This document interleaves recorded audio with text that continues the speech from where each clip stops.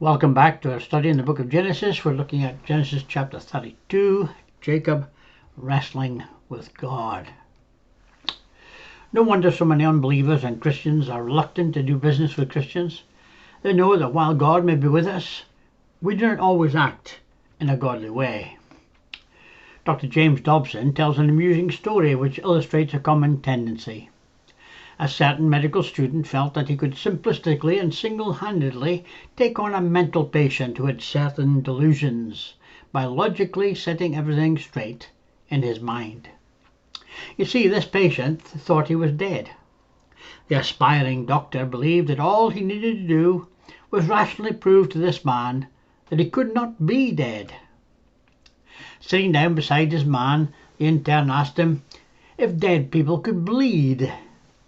The patient said that he was certain they could not. The intern then pricked the finger of the patient and triumphantly asked him what he thought now that blood appeared. "Well, I'll be," he responded. "Dead people can bleed, after all." Preconceived ideas are very difficult to shed, even in the light of undeniable facts. We need to realize that we can be very much like the mental patient. We can see this when we come to Genesis 32:28. We might be unwilling to admit that 32:28 could be true when he said, "Your name shall no longer be called Jacob, but Israel, for you have striven with God and with men and have prevailed." How could God possibly imply much worse and clearly state that Jacob had actually fought with him and won? How can man prevail over God? How can it be said that Jacob contended with men and won? Had not all of Jacob's previous striving been in the power of the flesh? Had it not brought only negative results?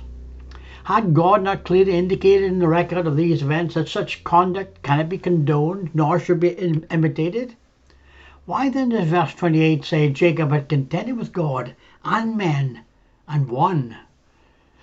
We, like the insane man, have in mind that our presupposition is correct, and thus no facts could ever successfully contradict it. Men can prevail with God, we reasoned, no matter what Moses wrote in 32:28. But we could be wrong. Much of Jacob's striving was wrong. Indeed, all of his efforts at self-help were wrong until we come to Genesis 32. But just because Jacob's previous striving was sinful doesn't mean that all striving is such. There is a striving which God commends and to which he even surrenders, so to speak. It is a kind of striving which we need to look for as we come to this chapter in the life of Jacob. Genesis 32 is the pivotal chapter as far as Jacob's life is concerned. He's a vastly different man here from the person we have come to know in previous chapters. The preoccupation which obsesses Jacob is the necessity of facing his brother Esau, from whom he has deceptively obtained the birthright and the blessing of his father. While the results were consistent with the revealed will of God, that means the means employed were not pleasing to God. The result was a brother offended. When Jacob had left Canaan for Paddan, his mother had told him he would only need to be gone for a few days. Then when Esau's anger had cooled, she would send for him. 20 years had passed, and so far as we are told, we had never heard from his mother. That must have led Jacob to conclude that Esau still harbored a grudge against him. Jacob thus had good reason to fear a confrontation with his brother. From a divine point of view, chapter 32 is a turning point of Jacob's spiritual life. Jacob bargained even with God up to this time. In Genesis 28, after the vision of the heavenly ladder, Jacob made a vow, but it was much more of a bargain with God than a surrender to him. Then Jacob made a vow saying, "If God will be with me and will keep me on this journey that I take, and will give me food to eat and garments to wear, and I return to my father's house in safety, then the Lord will be my God. This stone which I set up as a pillar will be God's house, and all that you give me I will surely give a tenth to thee." This sounds like a bargain. In return for God's presence, protection and provision, Jacob would let God be his God. Of course, it could be, instead of if, it could be since God will be with me. But we'll carry on. Of all that God gave to him in the form of wealth, Jacob will ultimately return 10%. In effect, Jacob made God his agent and offered him the normal fee, with a far cry from what a man's response to living God should be. All of Jacob's deceitful practices, which he has seen over the years of his life, are a result of a fundamental misconception. Jacob felt that spiritual blessings could be secured by carnal methods and means. Jacob rightly believed that God had promised to make him, not Esau, the heir of promise with the rights of the firstborn. He valued this blessing, while Esau despised it. What he didn't yet know was he did not have to connive and scheme in order to obtain the promised blessings of God. The encounter with Jacob will have with the angel of Yahweh will correct this error and will instruct Jacob as to how and why spiritual blessing must be obtained through spiritual means. So 32, 1-2, we see Jacob travels home. As Jacob left Gilead, the angel of God met him. God's company of angels camped with Jacob's company of people. Jacob named the place Mahanaim. Now as Jacob went on his way, the angel of God met him, and Jacob said when he saw them, "This is God's camp." So he named that place Mahanaim. The appearance of the angels in Genesis 32, 1-2 sets a tone for the entire chapter. In his first personal encounter with God at Bethel, angels had played a part in the heavenly vision of Jacob. Remember, he had a dream, and behold, a ladder was set on earth with its top reaching to heaven. Behold, the angels of God were ascending and descending on it. In that dramatic revelation, Jacob came to realize that he was in a holy place, a place where heaven and earth met. In fact, it was a place of access between heaven and earth. It was the gate of heaven. In chapter 28, it was the presence of God that was stressed. While God promised to be with Jacob to provide and protect him in the land of Laban, nevertheless God was present in a special way in the land of Canaan. Jacob must someday return. Now, as Jacob is returning to the land of Canaan, God sent his angels to meet him in a special way. This was intended to underscore the power of God. In chapter 28, Jacob was leaving the land of Canaan. God wanted him to realize the special significance of this land, so he'd always look forward to the time of his return. Now, however, Jacob has returned to the land. The fact most prominent in Jacob's mind is the hostility of his brother Esau. If Laban had been angry and intended to do harm to him, how much more was Esau to be expected to be hostile? What more assuring experience could come to Jacob than to be met by a host of angels, reminding him of God's infinite power to protect him from Esau's fury, just as he had done in the case of Laban. Jacob saw that where he camped there was another camp, normally unseen. Interesting. It was the angelic host of God who would protect him regardless of what dangers lay ahead. Jacob concluded that God's camp was there where the angels met him. What better place for him to make a camp than alongside the angelic campsite? Where could a man be any safer? And so the name of the place was called Mahanaim, 2 camps. For such a point of security, Jacob would send ahead messengers who would seek to soften the anger of Esau in preparation for the arrival of Jacob and his household. It would seem that the events of the rest of the chapter take place at this camp. Jacob sent messengers from Edom to tell Esau is coming. They returned saying, "Esau is coming and 400 men are with him." Jacob feared Esau would destroy him. He divided the people into 2 companies and he calls upon God. Verse 3 says, "Then Jacob sent messengers before him to his brother Esau in the land of Seir, the country of Edom. He also commanded him, saying, Thus you shall say to my lord Esau, Thus say your servant Jacob, I have sojourned with Laban and stayed until now. I have oxen and donkeys and flocks and male and female servants, and I have sent to tell you, my lord, that I may find favor in your sight." The messengers returned to Jacob, saying, "We came to your brother Esau, and furthermore, he's coming to meet you, when 400 men are with him." Jacob felt compelled to contact his brother Esau. To some extent, he wished to bring about the reconciliation. He wished to inform his brother of his approach, and even more to reassure him of his kind intentions. The substance of his message to Esau was he had returned a wealthy man. In this case, he was not going back in order to place a claim on his father's wealth. Jacob sought to reassure Esau that his return was a friendly and non-threatening one. All that he sought was Esau's favour. Jacob seems to have a keen sensitivity here towards the feelings of his brother, which makes a change. Perhaps he gained an appreciation of Esau's feelings by being the victim himself of one more cunning and deceitful than he. Undoubtedly, Jacob's very recent brush with danger was still fresh in his mind. Jacob is on his way to becoming a different person, and this message is the first indication of it. The messenger's report of Esau's response to Jacob's message was frightening. Esau was on his way to meet Jacob, accompanied by 400 men. Who would have imagined any intent other than that this was hostile? Esau's men, with Laban's relatives, were not just coming along for the ride. Jacob had little reason for optimism, and any of us would have responded similarly to such a report. 32:7-12 records for us Jacob's twofold response to the word he had received that Esau and his company were rapidly approaching. Verse 7 says, Jacob was frantic with fear. He divided his household along with the flocks and herds and camels into two groups. He said, if Esau attacks one group, perhaps the other can escape. Then Jacob prayed, O God of Abraham, my grandfather, and my father Isaac, O Jehovah, who told me to return to the land of my relatives and said you would do me good. The prayer of Jacob is the first recorded in Genesis. It seems to be only a shadow, really, of a prayer.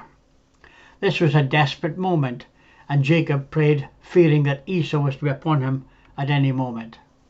And needless to say, the prayer was uttered with a tone of urgency. Jacob's plight was a desperate one. This was a foxhole variety prayer. Beyond this, the prayer evidence of a new humility in Jacob. I am not worthy, verse 10, is now Jacob's confession. The smug self-confidence is gone, and so is the bargaining mentality.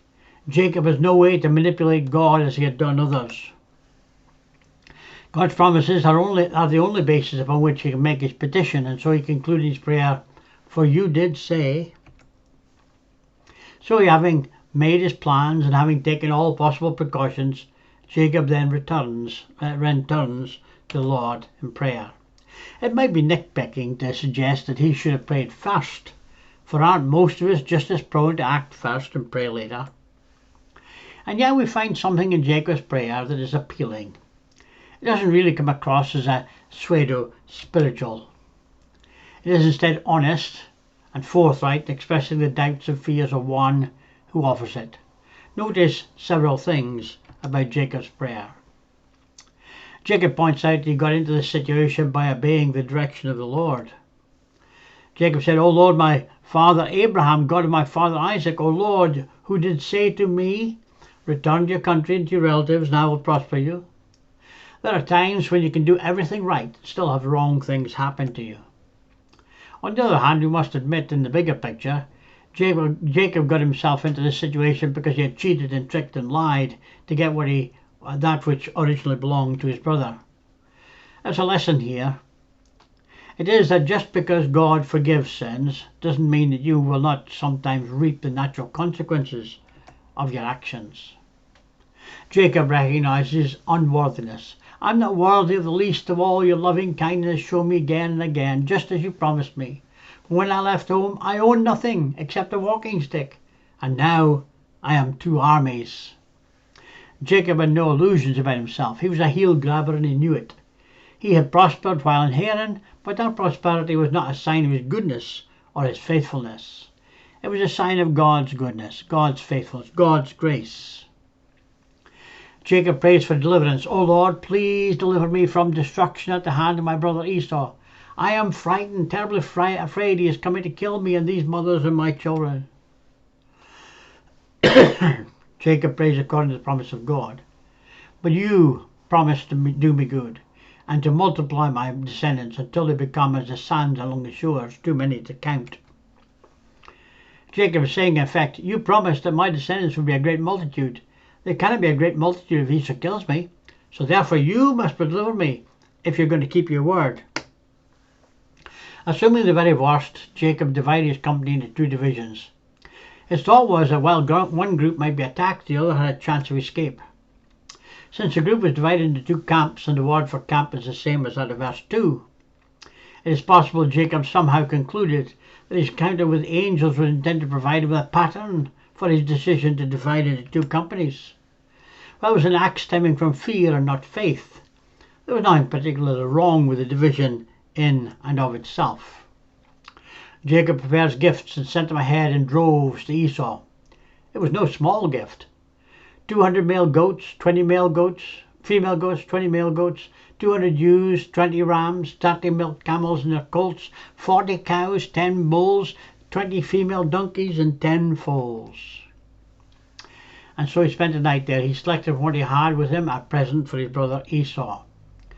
200 female goats, 20 male goats, 200 ewes, rams, milking goats, blah, blah, blah, blah, blah. He delivered them into the hand of his servants, every drove by itself, and said to his servants, "Pass on before me and put a space between droves." He commanded the one in front, saying, "When my brother Esau meets you and asks you, saying, 'To whom do you belong, and where are you going, and to whom do these animals in front of you belong?' then you shall say, 'These belong to your servant Jacob. It's a present sent to my lord Esau, and behold, he also is behind us.'" Then he commanded also the second and the third and all those who followed the drove, saying, "After this man shall speak to Esau when you find him, and you shall say, 'Behold, your servant Jacob also is behind us.'" Vital faith should not be idle faith. Faith without works, James reminds us, is dead. Thus we ought not to be too quick to condemn the actions of Jacob described in these verses. There's a certain clever strategy behind Jacob's efforts, but there's nothing intrinsically wrong in what he does. Remember that for many years Esau had observed the cunning character of his brother Jacob. The reception of one large gift would not necessarily be convincing enough to Esau that Jacob had really changed his ways. Instead, Jacob sends wave upon wave of gifts to Esau, stressing the new nature he has, which makes him want to give rather than receive, to serve rather than to supplant. Consequently, Jacob divided the gift of livestock into separate droves, each tended by the servants who followed their flocks. First are goats, next sheep, then camels, cows, finally donkeys. Usually females are accompanied by a small number of males, which serves as a breeding stock to make the herds of Esau larger and larger. It was a gift which would make Esau himself prosperous if he wasn't already so.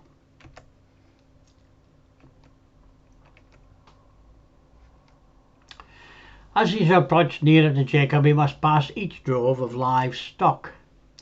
Those who tended these animals were carefully instructed how to answer Esau's inquiry as to whose livestock they were and where they were heading. Each was to inform Esau that these were Jacob's livestock, a gift to Esau, and that Jacob would be found further back. The cumulative effect was hoping to appease Esau's wrath, to soften his anger. Again, Jacob and his family spent the night in the camp. What Jacob tries to do for himself, Jesus did on our behalf. Jesus appeased the righteous anger of God against us. He didn't do it by sending wave after wave of gifts. He did it by sending himself. Jesus was the answer to God's anger against sin. The righteous wrath of God was appeased. The righteous judgment of God against sin was satisfied upon the cross and the resurrection. Jacob took his family and his possessions and sent them over the Jabbok River. He remained alone north of the river. That night a man came and wrestled with Jacob until daybreak. Isaiah 12 verse 4 identifies the man as an angel. During the night he got up and wakened his 2 wives and his 2 concubines and 11 sons and sent them across the Jordan River at the Jabbok Ford with all his possessions, and returned again to the camp and was there alone. A man wrestled with him until dawn. When the man saw he couldn't win the match, he struck Jacob's hip and knocked it out of joint at the socket. Then the man said, "Let me go, for it is dawn." But Jacob panted, "I will not let you go until you bless me." "What is your name?" the man asked. "Jacob," was the reply. "It isn't any more," the man told him. "It is Israel, one who has power with God. Because you have been strong with God, you shall prevail with men." "What's your name?" Jacob asked him. "No, you mustn't ask," the man told him, and he blessed him there. Jacob named the place Peniel, the face of God, for he said, "I've seen God face to face, and yet my life is spared." The sun rose, he started on. He was limping because of his hip. That's why even today the people of Israel don't eat meat from near the hip in memory of what happened that night. The man told Jacob his name would now be Israel, one who strives with God. Jacob called the place Peniel, the face of God. For some undisclosed reason, Jacob was compelled to break camp in the middle of the night. He first saw to it his wives and maids crossed the Jabbok with their children, then the rest of the goods were transported to the side as well. It would appear that while Jacob was making his last trip to the original campsite before joining his family on the other side of the Jabbok, he was confronted by a man who would oppose his crossing over to the other side, and who would threaten to keep Jacob from entering the land of Canaan. As biblical scholars have observed over the centuries, there is much in this episode that is clothed in mystery. However, we can make several observations with considerable certainty. First, we know this man was an angel. In the womb he took his brother by the heel, and his maturity contended with God. Yes, he wrestled with the angel and prevailed. He wept and sought his favour. He found him at Bethel, and there he spoke with us, Hosea says. More than just an angel, this person was the angel of Yahweh, some say the pre-incarnate Son of God, who appeared in human flesh. This is in the light of Jacob's words. I have seen God face to face, yet my life has been preserved. His struggle was not a dream or a nightmare. Never has man awakened from such a dream with a limp. It was a struggle which God himself initiated. Then Jacob was left alone, and a man wrestled with him. Jacob was mistaken if he reasoned that Esau was the barrier to his entrance into Canaan and the blessings of God. In this wrestling match, it was not Esau who opposed Jacob, but it was God himself. We must marvel at Moses' report that the angel had not prevailed against Jacob. A man now almost 100 years old. How could it be that God could not prevail over Jacob? It's got to be pointed out that Moses didn't tell us that God could not be overcome, only that he did not. It must be pointed out that Moses didn't tell us that God could not overcome Jacob, only that he did not overcome. At this point, the angel disabled Jacob by dislocating his hip. This would be devastating for a wrestler. It would be like breaking the arm of a rugby player or a leg of a runner. Jacob was now unable to wage an offensive battle. He was helpless.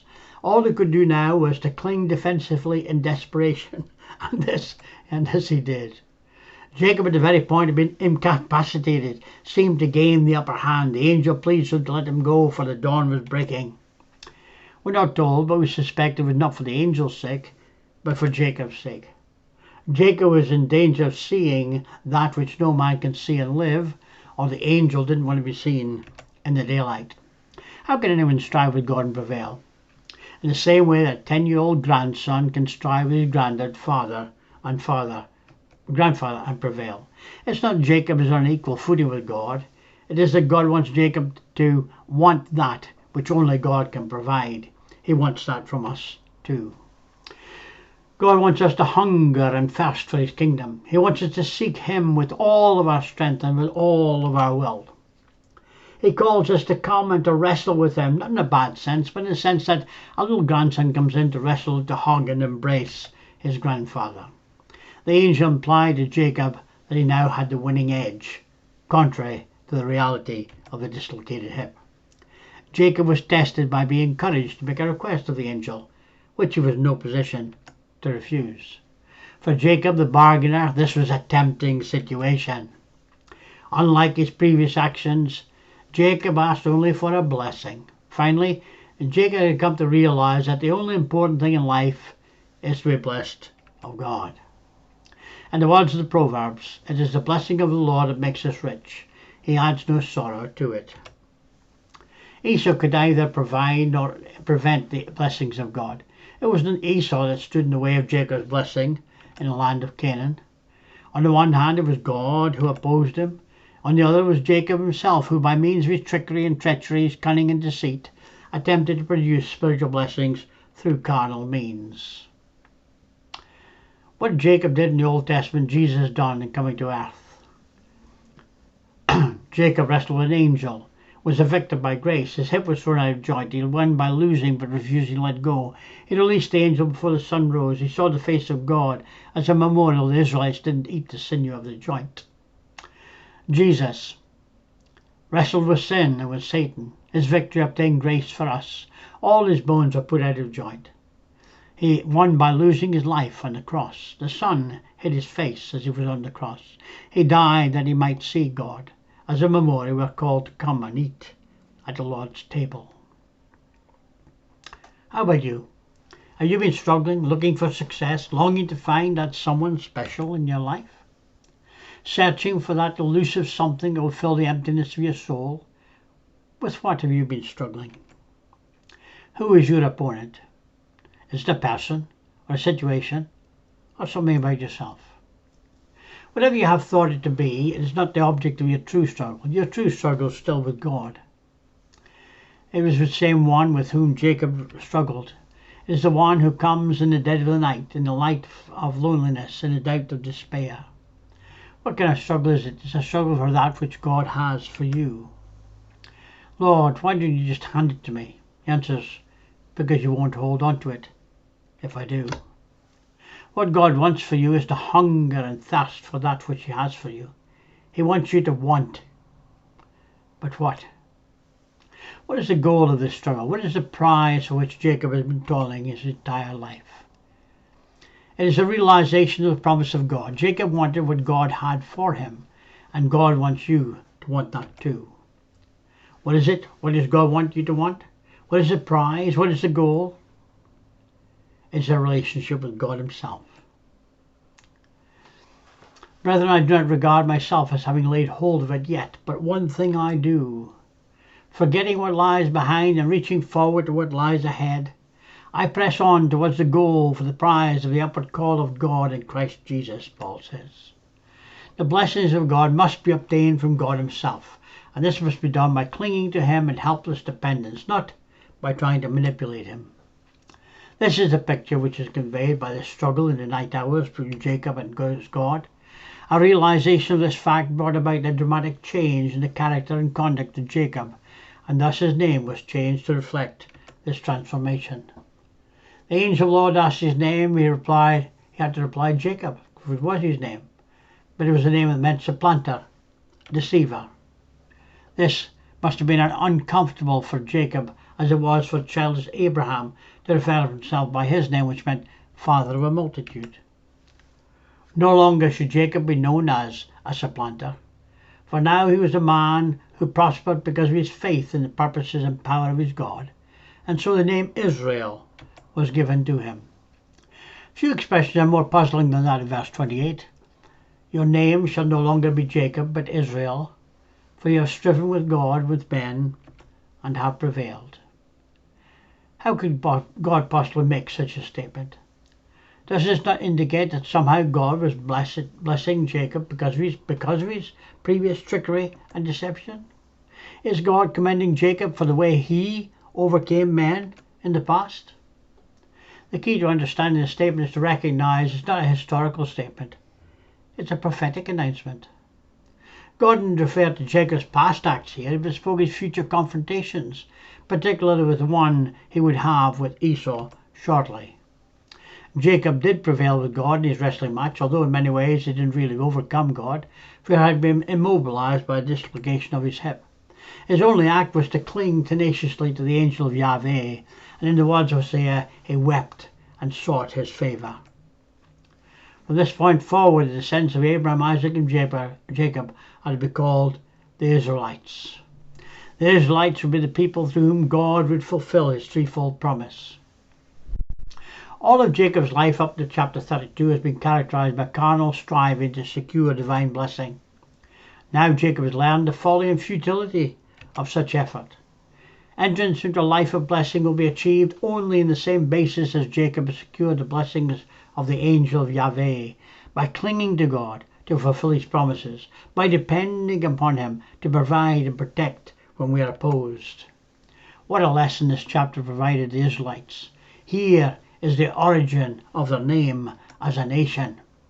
With their blessing as a nation come from any means other than those which Jacob has learned from his struggle with God? This is what Moses sought to convey to the Israelites as they, like Jacob, sought to enter the land of Canaan and secure God's blessing. Ultimately, it was not the Canaanites, the Hittites, nor the Perizzites who would keep the nation Israel from God's blessings. It was God himself who would oppose them if they failed to hope and trust in him. It was God who would defeat the Canaanites for them if they trusted in him. Jacob and Esau meet. 33. The time to meet Esau had come. Jacob grouped his family.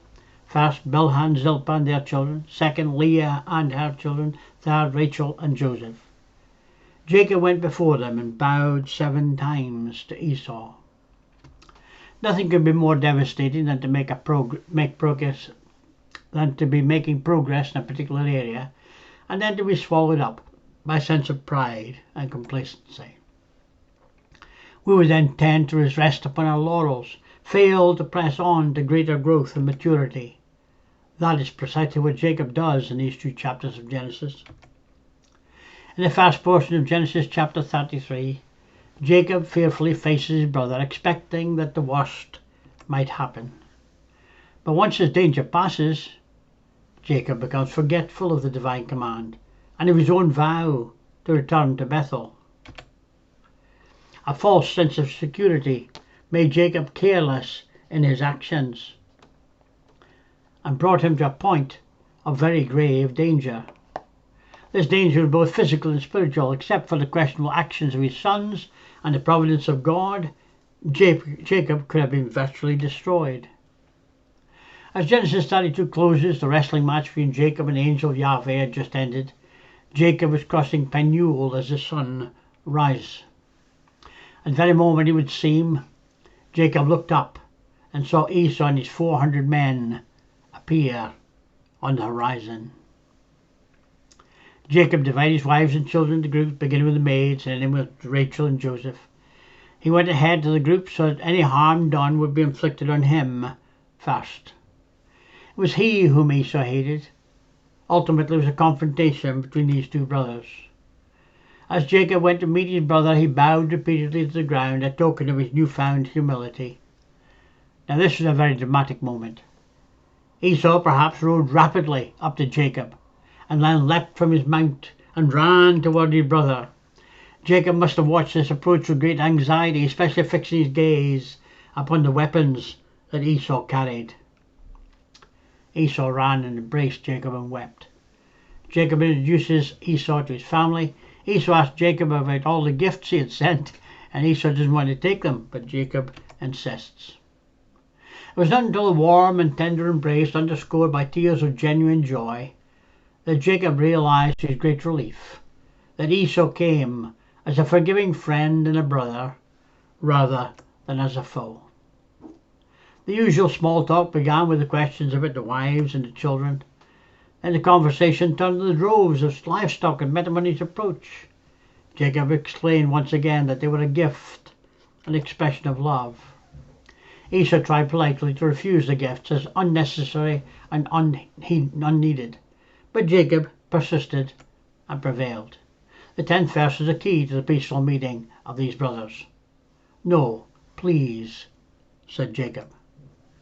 "I have found favor in your eyes. Accept this gift from me, for to see your face is like seeing the face of God, now that you have received me favorably." In the previous chapter, Jacob had been taught to prevail with God was to prevail with men as well. The one was the result of the other. God, not Esau, had been the obstacle to Jacob's entry to Canaan. Now that he had prevailed with God by means of petition and clinging to him by faith, Esau was no longer a foe, but a friend. Esau is a magnificent picture of graciousness and forgiveness. His words of greeting to Jacob are remarkably similar to those of the father of the prodigal son at his return. Having accepted Jacob's generosity in the gift of the droves of livestock, Esau offered to accompany his brother as a journey on to Canaan, and we would suppose to the home of their father. 33, 1-16, Esau urged Jacob to travel home with him.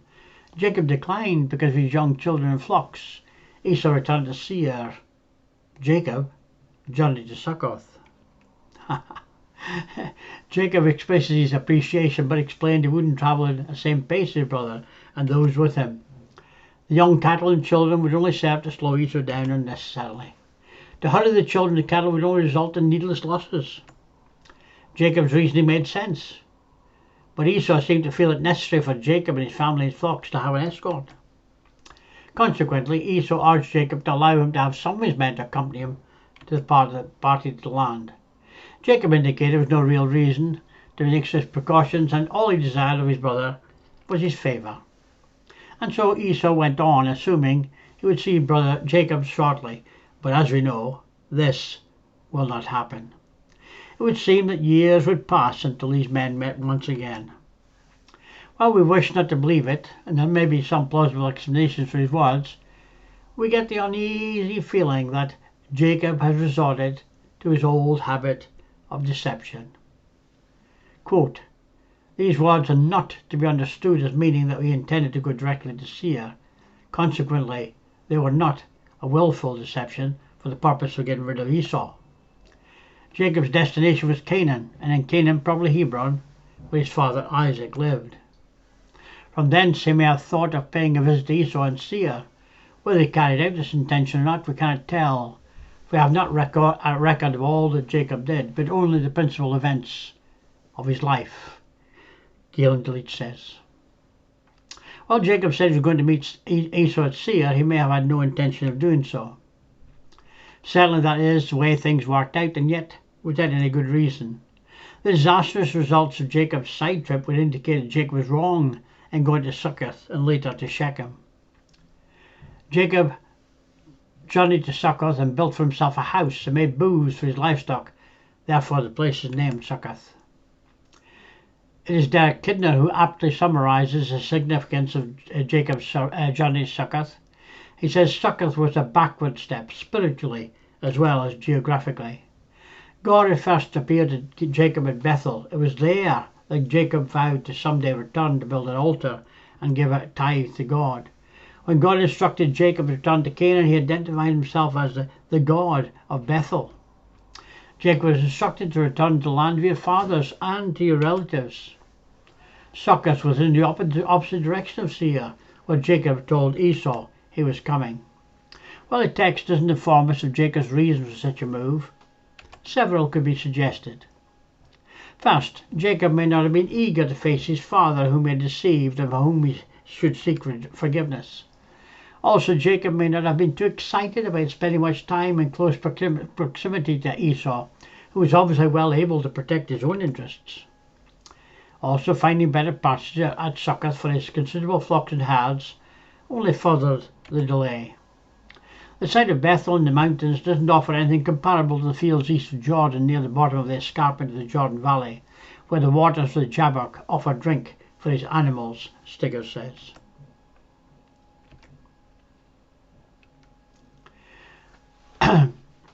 More distressing than the direction of Jacob's travels was the duration of his stay at Succoth. We know that Dinah could not have been older than 6 or 7 when Jacob left Paddan, for she was seemingly born later to Leah. By the time Jacob was at Shechem, Dinah is of marriageable age, which would have been at that time at least 12 or 13. Several years therefore must have passed between the meeting of Jacob and Esau and the events of chapter 34. Some of these years must have been passed at Succoth. This is further confirmed by the fact that Jacob built a house there rather than dwell in a tent. He was not a sojourner there, but a settler. There's every indication Jacob intended to settle down for some time. Now, Jacob came safely to the city of Shechem, which is the land of Canaan, when he came from Paddan and camped before the city. He bought a piece of land where he had pitched his tent from the hand of the sons of Hamor, Shechem's father, for 100 pieces of money. Then he erected there an altar and called it Eluha Israel. We're not given any reason for Jacob's departure from Succoth to Shechem. That would probably make interesting reading. But Moses doesn't seek to just satisfy our curiosity. All we know is that Jacob arrived safely at the city of Shechem. His camping near the city is reminiscent of Lot's ever closer attachment to the city of Sodom until he was a citizen. Again, Jacob didn't appear to be a man passing through. He purchased a piece of property from a man whose name he would someday like to forget. From outward appearance, Jacob is a religious man, much like his forefather Abraham. He has built an altar, which he called Eloah Israel. Initially, it seems very similar to what Abraham had done in the past, but this thought is short-lived. This is the first reference to God as the God of Israel. Later in the Bible story, we'll see that Joseph's bones will be buried in this tract of land. When Abraham built altars, he did so to the Lord, and both Abraham and Isaac called upon the name of the Lord in worship. With Isaac, the altar was the first thing he built, while with Jacob, it was the last. All of this, in addition to later developments, strongly suggests that while there was a religious formality, there was no spiritual reality. Jacob promised to build an altar at Bethel, which he later did, but there doesn't seem to be any great spiritual exercise here, only some sort of ritual. It's extremely difficult to worship God in a place where we are not supposed to be. If you got anything out of this chapter and this lesson, please feel free to come back and join us again.